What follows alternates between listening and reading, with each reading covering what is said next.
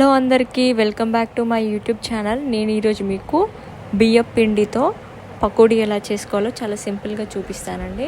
First అయితే కొన్ని పచ్చిమిర్చి, జీలకర్ర అండ్ కరివేపాకు వేసుకుంటున్నాను. ఆ తర్వాత మీకు ఎన్ని కావాలో అన్ని ఆనియన్స్ అయితే ఇలా నేను కట్ చేసుకున్న విధంగా సన్నగా కట్ చేసుకోండి.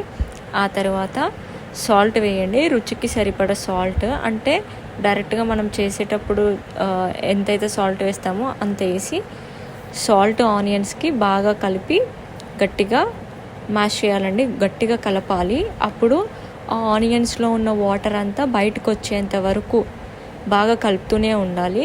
లైక్ ఏంటంటే అవి కలుపుతుంటే మన ఐస్లో నుండి వాటర్ రావాలి. పకోడీ అనేది జనరల్గా శనగపిండితో చేస్తారండి. శనగపిండితో కాకుండా ఒక్కసారి మొత్తం బియ్యం పిండితో ట్రై చేయండి. టేస్ట్ అయితే చాలా క్రిస్పీగా అండ్ టేస్టీగా ఉంటుంది. ఆ తర్వాత కలిపిన తర్వాత వాటర్ అనేది కొంచెం బయటకు వచ్చిన తర్వాత పిండి అనేది వేసుకోండి. పిండి అనేది ఎక్కువగా వేసుకోకండి. ఆనియన్స్కి ఎంతైతే పడుతుందో అంత మరీ ఎక్కువగా వేసుకోకూడదు. ఎక్కువ పిండి వేసుకుంటే ముద్దలుగా వస్తాయి. ఎంతైతే పిండి వేసుకోవాలో అంతే పిండి వేసుకోండి. ఫస్ట్ అందులో ఉన్న వాటర్ క్వాంటిటీ అయితే సరిపోతుందండి.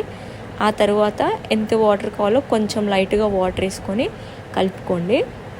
కొంతమంది పిండి గట్టిగా ఉన్నప్పుడే వేయడానికి ఇష్టపడతారు, అది వాళ్ళ ఇష్టం. ఇప్పుడు నేను వీడియోలో చూపిస్తున్న విధంగా, కానీ నేనైతే వాటర్ కలుపుకున్నాను, బాగానే వాటర్ కలిపి వేసాను. ఆ తర్వాత స్టవ్ ఆన్ చేసి ఆయిల్ హీట్ అయ్యాక పకోడీ చిన్నగా చేతులతో ఎలా వేయాలో మీకు తెలుసు కదా, నేను వేసే విధంగా మెల్లిగా పట్టుకొని వదిలేయాలి. ఆయిల్ హీట్ అయ్యాకే వేయాలండి. వేసిన తర్వాత మధ్యలో ఒక్కొక్కటి ఫ్లిప్ చేసుకోవాలి. పకోడీ వన్స్ రెడీ అయ్యాక తీసుకొని పక్కన పెట్టేసుకోవడమే అండి. ఒక్కసారి ఇలా తప్పకుండా ట్రై చేయండి. బియ్యం పిండితో అందరికీ బాగా నచ్చుతుంది. అండ్ ఇది ప్రాసెస్ అయితే చాలా ఈజీ ప్రాసెస్ అండి. టేస్ట్ కూడా చాలా సింపుల్గా అండ్ టేస్టీగా ఉంటుంది. నేను చేసిన వీడియో మీకు నచ్చినట్టయితే నా ఛానల్ని తప్పకుండా సబ్స్క్రైబ్ చేయండి, లైక్ కూడా చేయండి. Thank you for watching my video.